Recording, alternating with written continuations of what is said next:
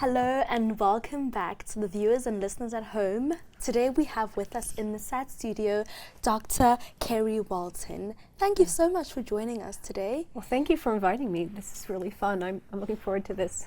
Wonderful. So today we'll be navigating the topic of beauty and how it's an inconvenient reality to atheism. Shall we get straight into it? Yes, let's do. Wonderful. So how would you define beauty in the context of atheism versus theism? Well, beauty is a tricky thing for a lot of people to define. They know it when they see it, but if you ask the average person, what is beauty? What is beautiful? They would say, well, it's, can't really say, but it's kind of up to you. It's the famous quote is, beauty is in the eye of the beholder. In other words, it's very subjective, and so what's beautiful to you might not be beautiful to me.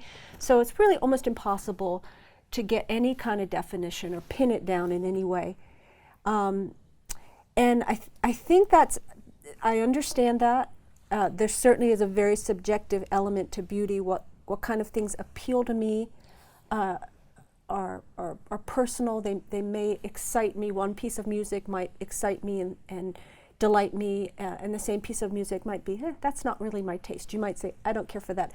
I'd rather not listen to that. So there's certainly a subjective quality to the way we prefer certain things over other things.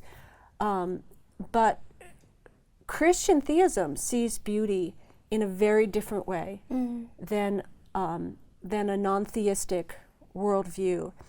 And for people who don't have God in their paradigm, beauty is confusing. It is a mystery. I mean, it's a mystery for everyone, but it's a big mystery for the atheist. Right. And they see it as being more or less utilitarian. In other words, it's filling a purpose in the whole process of reproducing life. Yeah. So they're at a bit of a loss. They see that it's valuable, or they think that it's valuable in keeping the process going. So on the one hand, they will say it's meaningful because it serves a purpose, but we're not sure it has any intrinsic meaning beyond that. And it's a problem for them because they personally, as we all are very moved by beauty. Right. Beauty is really powerful, and it has an impact on the atheist just like it does on us. So they instinctively know that there's something valuable there, but their own worldview doesn't really allow them to make sense of it. Right. Sure. So what do you think are the kind of arguments that atheists can present regarding the existence of beauty without a divine creator? Well, the reflexive place where they go is to basically an evolutionary or Darwinian paradigm. And I might just mention, and I think this was in the beginning of your question, if you don't mind, I think I might just back up, because I think there was an element to your first question that I didn't really answer. It might be helpful to have that in place. When a Christian talks about beauty from a Christian standpoint and from a philosophical standpoint with God in the paradigm, when we say something is beautiful, when we talk about beauty as an idea, we're really talking about a subset of goodness. Yes. And we might use as a working definition for beauty, we might say that beauty is goodness perceived by the senses. In other words, when something is good, it is what it ought to be, according to the kind of thing that it is. And so different things have different criteria for goodness. What makes a pizza good is not the same thing as what makes a sunset good. Yeah. Or a good person isn't good in the same way, that a cow is good. So it has to do with what the thing is supposed to be according to what it is. So the more the thing is what it is meant to be, the more we recognize that it's good. So in other words, if you ran across a dog that, I don't know, was blind and missing a leg, poor dog, you would say, okay, that's a dog, good dog, I guess, it might be a nice pet, but that dog is not what he ought to be, and so there's a sense of relative goodness that's lacking there. Yeah. So, and our humanity, our soulishness, our immaterial abilities, have an ability to recognize that immediately. Our brains process it, but I mean, this is part of what it means to be human, is we can look at that thing and say, good, better, best. Yes. And we have an intuitive sense of when something is what it ought to be or it's lacking in some way.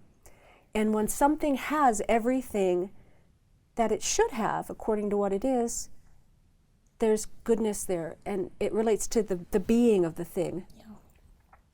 And when we take in that goodness and we absorb it, we our senses pick it up, we see it, we hear it,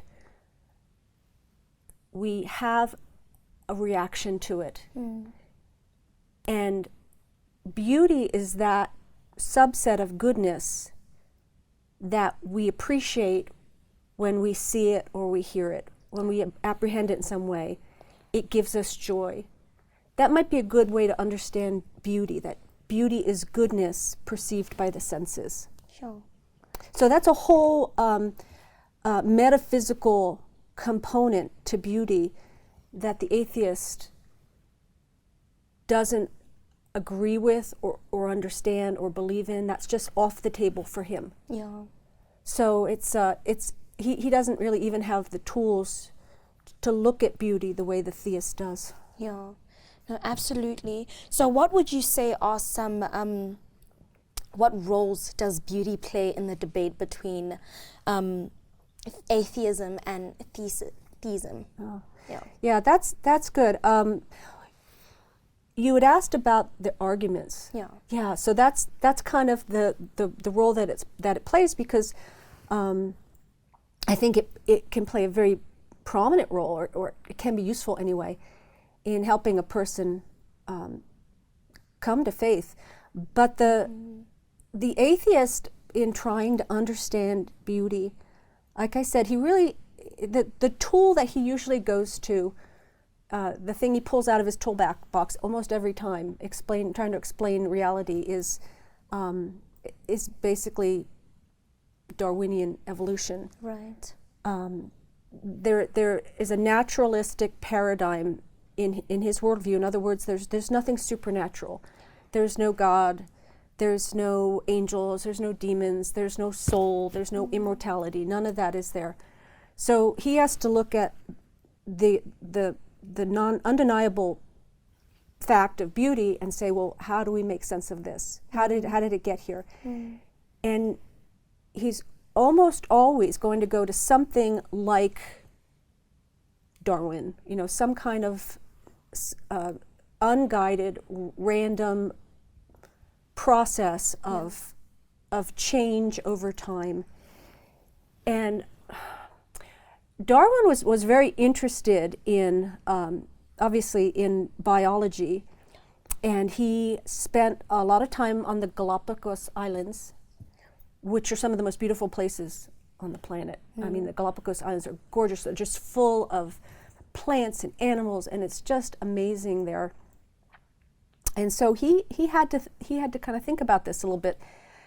And so most people are familiar with the idea of natural selection, Right. that these random mutations get kind of validated if they produce better reproduction. Yeah. You know, they get passed along more readily, and that's how traits emerge. But there's this kind of this sister concept to Darwinian evolution. It's called sexual selection. And that's the idea that animals are more attracted to desirable traits in mates, so that they want to mate with other animals that seem more desirable. And this is how they kind of deal with the idea of beauty, that features that are prominent and conspicuous in animals, those are the animals that they have. If they have those traits, those are the animals that prospective mates are going to go after. Right. For example, the peacock, that's the one everybody seems to like to talk about. Yes. You know, because he's just so ridiculously beautiful. The peacock has these outlandishly colorful feathers, and the arrangement of them is amazing. And the theory with this sexual selection is that the male peacock is more desirable to the peahen if he's got, you know, a more perfect arrangement of these feathers, and he's got more bright colors, and he's just more extravagant in his physical beauty. That's the one the peahen's gonna go, yeah, this is the one, I like this one. So that's kind of the thinking in terms of sexual selection. And it sounds like, okay, that sounds good. But when you sort of think about it, break it down and look at the components of the argument, it's a bit of a problem. Oh, by the way, this is really funny. Darwin actually had trouble with the peacock. That example, you know, everybody uses that example. And in his day, people used it, and he said, the peacock really bothers me. He does, because it is so extravagantly beautiful. He had trouble really applying his own theory to that. He said, it troubles me, honestly, when I look at this. He wrote that in a letter to a friend of his. But what I think people are willing to disregard is that there's a whole bunch of factors behind this beauty, like physical realities that need explanation. That's just one thing. For example, there's unbelievable complexity to these feathers. You know, just the pattern of the eye feather, which is like the really pretty sort of teardrop shaped feather they stick up in the back. Really complex. And you know, to create those patterns takes an enormous amount of specificity in the gene, in the, you know, in the cells of the peacock itself. There's this, what apologists call specified complexity. There's like a language at work telling these components of the peacock, telling the feathers how to construct in such a way. It's amazing, and there's something like 22 genes that are involved just even to make the peacock feather.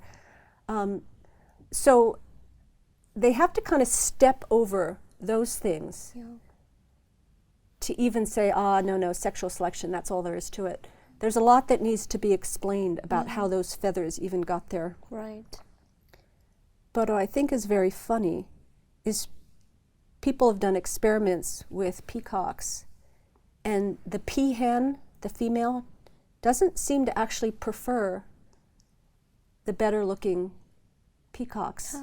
They haven't been able to actually prove this. The peahen doesn't seem to care all that much about how extravagant the fantail feathers are.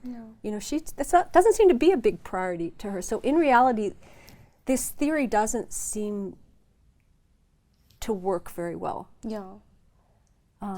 So that's the one thing. They go to that, and I guess as they transfer those sorts of things to people, why do people prefer beauty?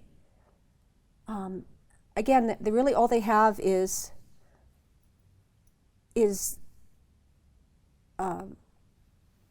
what will propagate the species more effectively, and what will provide better tools and resources for the next generation, and those things that are advantageous, they get passed along.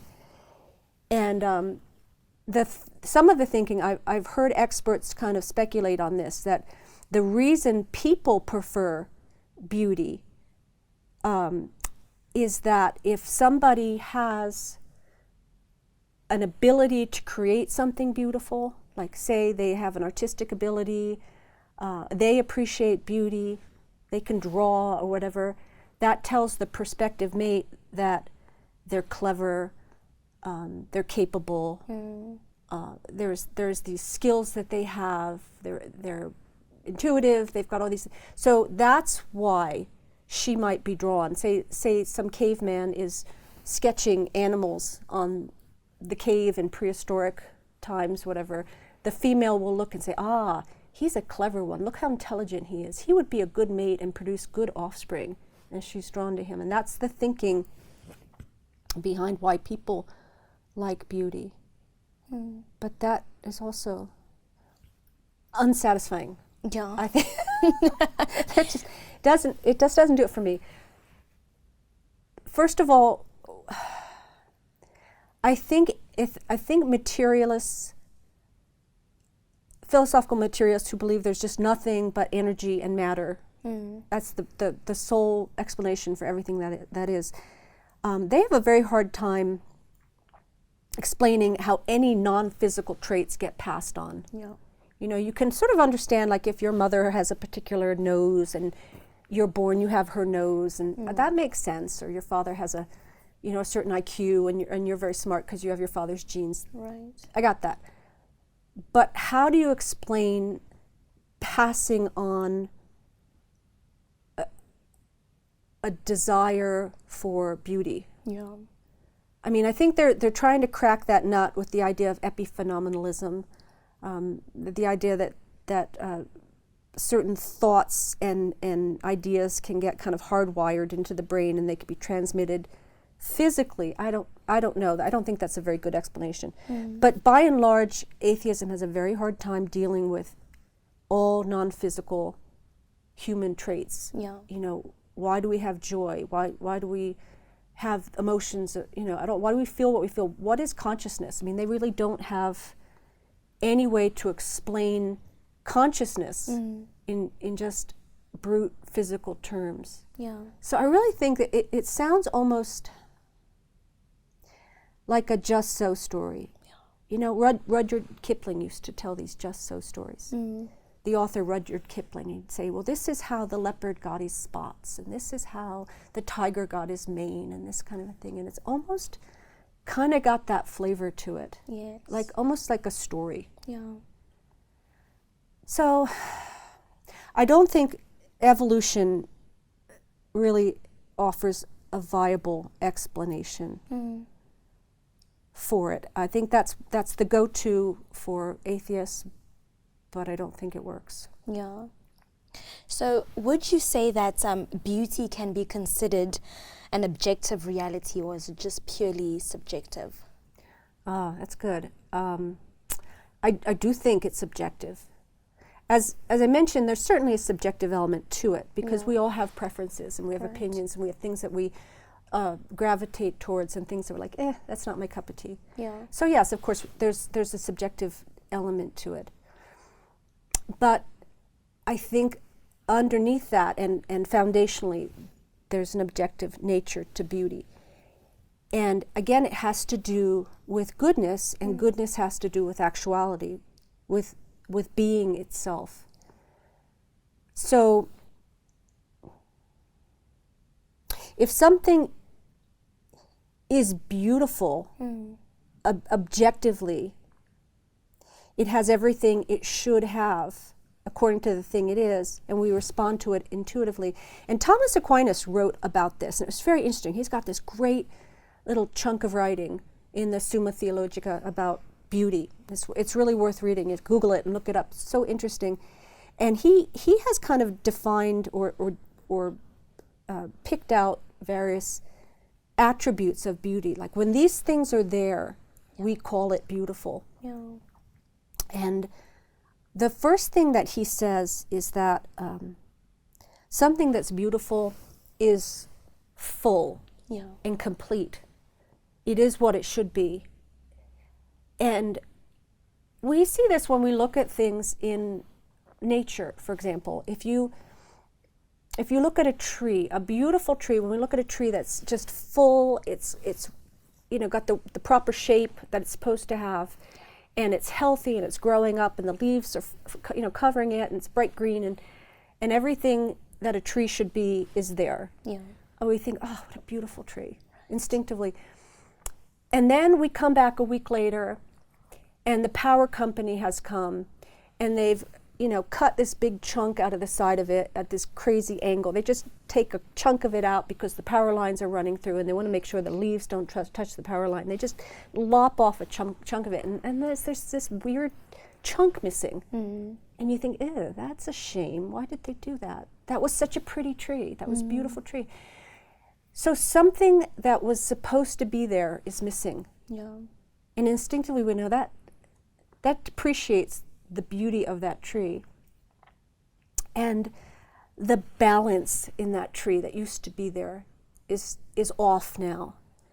And there was a proportionality that was there. And when things are not balanced or proportionate, it seems off to us. If somebody has like an eye disease, for example, and they've got swelling in their eye, one of their eye is bulging and the other one isn't, and you look at them and you think, oh, that doesn't look quite right. And then they might tell you, I have thyroid eye disease, or they have something, and you explain, it's no problem. But initially, you look at them, it's not balanced, or half of their face is swollen, or whatever it is. You recognize that something's not proportionate there. Not that they're not intrinsically beautiful to God, whatever, but physically there's just something that's off. So beauty has to do with the fullness of the thing, the completeness of it according to what it should be, and the balance of the different traits and the aspects, the parts. Are they balanced? Are they proportionate? And then there's this crazy thing that he talked about called radiance. Does the thing have radiance? And that's a little harder to explain. But there's a quality about beautiful things that it grabs your attention. Yeah. There's like an effulgence. It just gets you, and you want to see it again and again and again. That's a sort of a difficult part of beauty to describe, but everybody recognizes this. It's there. And this is why we can go back to the same art museum over and over again, and we want to see these same pictures over and over again because they're beautiful. Yeah. And we wish we could just take them in and almost make them part of us. Yeah. But we can't, so the best we can do is visit them, or maybe get a copy of them from the museum gift shop and hang that on the wall and look at it every day. And I think that's why people do that, is because they want that beauty over and over again. So those are some traits that help us understand what beauty is and identify it when it's there. Yeah. So yeah, I would argue there's a definite objective nature to beauty. And maybe we'll come back to this, but to the Christian, this makes sense, because if beauty is a subset of goodness, and goodness is an attribute of being or actuality, well, what is being itself? What is that? Yeah. That's God, isn't it? Right. God is being. He is existence. Yeah. He said to Moses, go to Pharaoh and say, if they ask for my name, say, I am. Yes. I am has sent you. And that's the closest thing we have to understanding the essence of God. We have being, we have existence. He is existence. That's what he is. Yes. So I think there's a way to understand that in a very real way, beauty itself is traceable back to the nature of God. Yeah. You touched on this earlier, but you spoke briefly about the materialistic worldview often associated with atheism. So how do you think beauty challenges the existence of beauty challenges this materialistic worldview?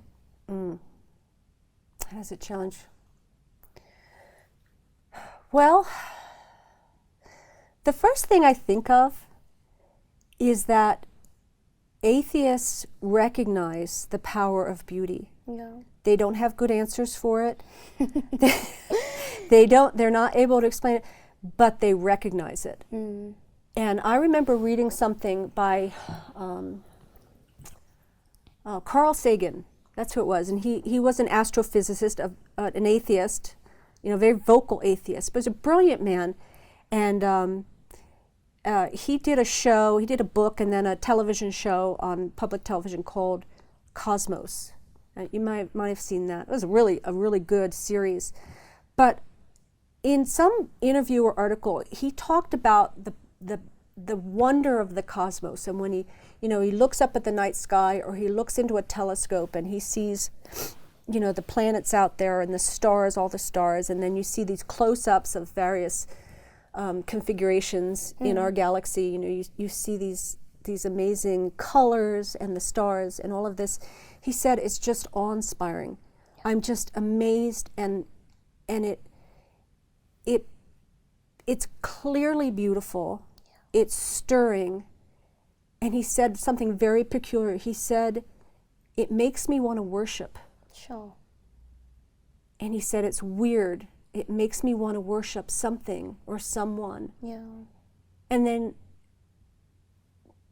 basically, because he's an atheist, says, well, he doesn't believe there is someone. But I do think it's interesting. And Richard Dawkins he said some of the same things, that beauty makes us want to worship. And they might say, well, it's good that we realize there is nothing to worship.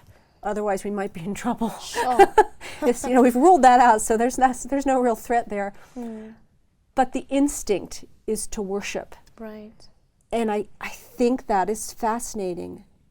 And I think you have to kind of work hard to push that away and say, I will not be worshiping today. Won't do it. Otherwise, you were definitely tempted to worship. Yeah. And I think that's a really valuable aspect of beauty. And I also think that in trying to wrestle with beauty, the atheist has to answer some pretty difficult questions. Right. Why does it do this to me? Why do I have this sense of awe and wonder? Why does it evoke this feeling? What is that about? And why does it affect other people that way? I remember, I think it was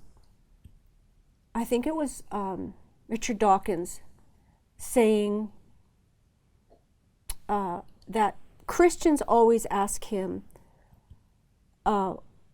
doesn't beauty prove God to you? How come beauty doesn't prove God?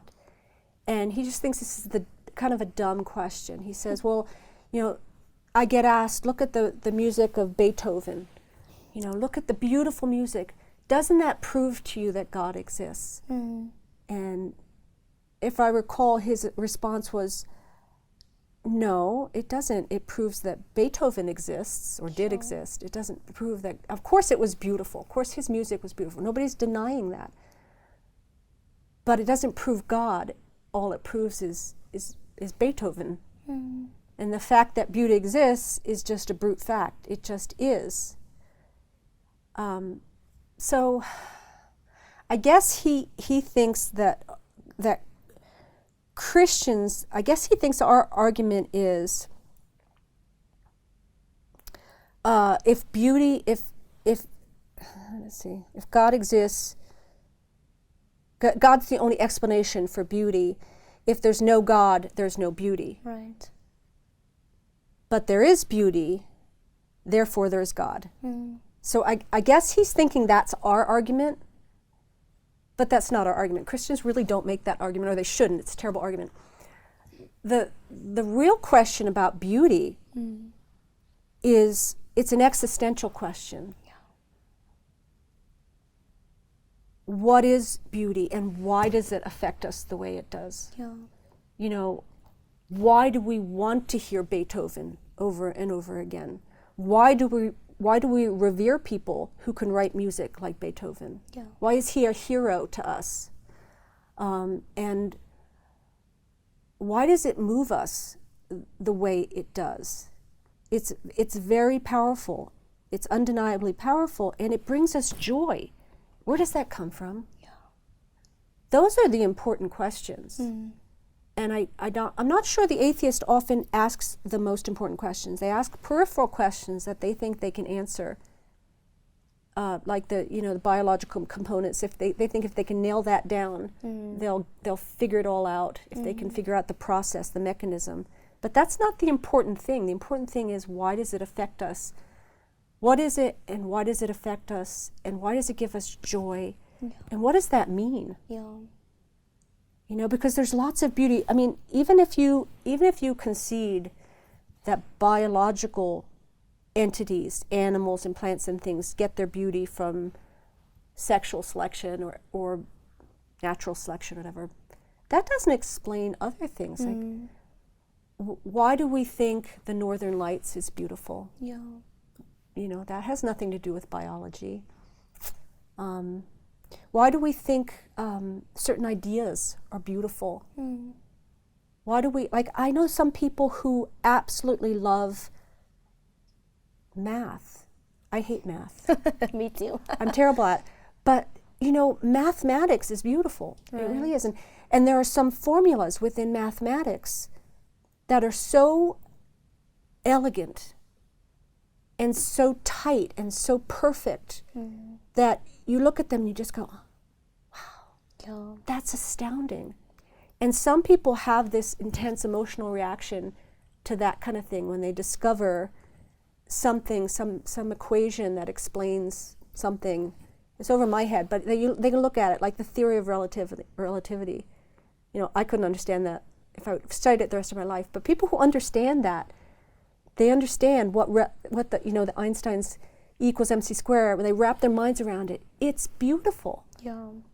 You know, where does that come from? So biology doesn't explain it, and evolution doesn't explain it. There's a lot more there than the atheist seems to have tools to even address. Yeah. You said this somewhere in the beginning. You mentioned that atheists often grapple with themselves when they witness beauty. They question a lot of things. So how do you think the atheist can respond to the claim that beauty is evidence of a purposeful God?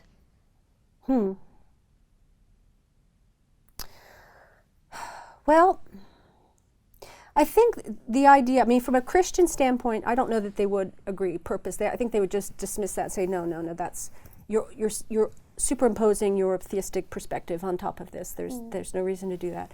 So they wouldn't be terribly receptive, I think, probably from, immediately receptive to the idea of purpose. Purpose is not part of their paradigm. But purpose is definitely part of the Christian paradigm. Right. And I think it kind of goes back to things being what they ought to be. Yeah. There's this saying in philosophy, Aristotle said, nature makes nothing in vain. In other words, nature is purposeful. Yeah. It doesn't create things that go nowhere. The word for that is teleological. Nature is teleological. So the idea is that things have an identity.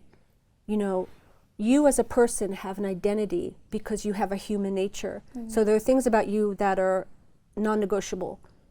You have physicality, you have a body, you have a mind, you can reason. There are certain things that are traits of human beings. They have to eat, they have to sleep. They have certain necessities, to procreate, they have to do X, Y, and Z. They have, that makes you human, whereas a jellyfish would have a whole different set of things that made it a jellyfish, that kind of defined it to be what it is. And to be beautiful means to be what you're supposed to be. And that's called our formal nature, this thing that kind of explains what we're supposed to be. And when we fulfill our formal nature, we fulfill our purpose. And so to kind of introduce these ideas perhaps into a discussion with maybe not a hard-boiled atheist, because they would just go, oh, no, sorry, that's stupid. But maybe somebody who's a little open, who's a seeker, maybe someone who's an agnostic and saying, I just don't know, I'm trying to make sense of this, I'm open to the arguments, convince me, you know, I'm open to hear. You might introduce these ideas that human beings are meant to be something that is full and complete. You know, we're meant to be healthy, we're meant to think well, have reasoning skills. We're also meant to be virtuous. You know, we're meant to have honesty and compassion, and to be angry at the right things, for example, to be temperate, those things that Aristotle talked about. We're supposed to have those things because they mean fullness of our nature, and so they mean goodness. And the more we move towards those things, the more we become what we're supposed to be, the more good we become, metaphysically. But just an awareness that some things are more good than others is very useful, I think, because there is a reality of goodness, and we're drawn to what's good, we're repulsed by what is lacking in the good. And following that line of reasoning can open up a whole world of ideas for the seeker, because ultimately, if you follow goodness up the ladder from lower degrees of it to higher degrees, the highest degree of goodness is goodness itself. That's the source of the good and all these other little things down the road. And the source of goodness, the summit and the source of it, is God himself. Right. So it's helpful to kind of put people on that track to thinking about what's beautiful, because what's beautiful is good. And where does the beauty come from? You know, why do we see anything that's beautiful? You know, if it's just a matter of random processes and accidents and mutations and all these mechanistic things that created the world, why do we have all this extravagant beauty in the world? You know, you go to the coral reef, you go diving, and there's fish that are the most amazing colors, every color of the rainbow. And they're swimming all over the place. You know, you look in the sky and you see the colors in the sky. You know, you look at your child's face and you see the symmetry, you see the balance, and it's beautiful. And like, where does this come from? Why isn't everything just gray? You know, if there's not meaning there. So they have a very hard time explaining that. And so I think sometimes when we throw these ideas out and get someone thinking and wrestling with it, it might dawn on them like, I don't have an answer. I don't know why this is the way it is. I do know that I love this, and I want more of this, and the better it is, the more I want it. Is it possible that that's leading somewhere? Because I think that God creates and fills the world with beauty so that we want it. So we want what's good. That's part of the thing that draws us to the good. And if we want what's good, we might seek the source of that goodness, and the source of that goodness is ultimately God. So it can be very helpful to people to put them sort of on a road to God in that regard. Sure. Doc, need I say, that was beautiful. Thank you so much for gracing us with your presence here. Oh, thank you. This was fun. Yes, absolutely. And I'm sure people would love to get in contact with you, learn more about this topic. Would you just leave some of your details with the listeners at home? Absolutely. I'll leave my email. Anybody wants to talk, send me an email, and we'll connect. That would be great. Thank you so much. Thank you much, Sims. Appreciate it.